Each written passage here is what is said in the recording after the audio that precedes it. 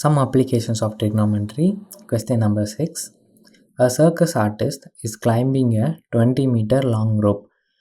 ஒரு சர்க்கஸ் பண்ணுறவன் 20 metre long rope மேலே ஏறி போகிறான். போன சம்மில் வந்து நம்ம ரோப்போடைய லென்த்தை கண்டுபிடிச்சோம். இங்கே ரோப்போடைய லென்த்தே கொடுத்துட்டாங்க 20 மீட்டர்ஸ்னு. which is tightly stretched and tied from the top of a vertical pole to the ground. கம்பத்தோடைய டாப்பில் இருந்து அந்த ரோப்பை வந்து கிரவுண்ட் வரைக்கும் கட்டியிருக்காங்க. Find the height of the pole if the angle made by the rope with the ground level is 30 degree.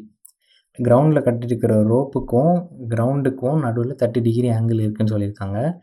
இந்த கொஸ்டினில் வந்து கம்பத்தோடைய height எவ்வளோன்னு கேட்டிருக்காங்க. கம்பத்தோடைய டாப்பில் இருந்து கிரவுண்டில் கட்டின ரோப்போடைய லென்த் கொடுத்துருக்காங்க 20 மீட்டர்ஸ். ரோப்புக்கும் கிரவுண்டுக்கும் நடுவில் இருக்க ஆங்கிள் 30 டிகிரி கொடுத்துருக்காங்க. கம்பத்தோட ஹைட் கேட்குறாங்க. ஸோ அந்த ஆங்கிளோடைய ஆப்போசிட் சைடு தெரியாது, ஹைபர்டெனியஸ் சைடு கொடுத்துருக்காங்க. ஆப்போசிட் பை ஹைபர்டெனியஸ் என்ன ஃபார்முலாவில் வரும்? sin theta. Sin theta is equal to opposite by hypotenuse is equal to CB by AC. இப்போ அந்த வேல்யூலாம் ஃபார்முலா சப்ஸ்டிட் பண்ணுவோம். sin 30 degree is equal to h divided by 20. Opposite side divide by hypotenuse side. இப்போ ratio trigonometric ratio டேபிளில் sin 30 degree வந்து 1/2. So 1/2 is equal to h divided by 20.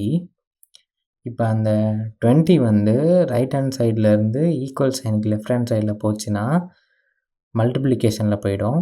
So 20 divided by 2 is equal to h. 20 divided by h வந்து 10. அப்போ வந்து h is equal to 10 meters. அந்த கம்பத்தோடைய height வந்து 10 meters. மறக்காமல் சேனலை சப்ஸ்கிரைப் பண்ணிடுங்க.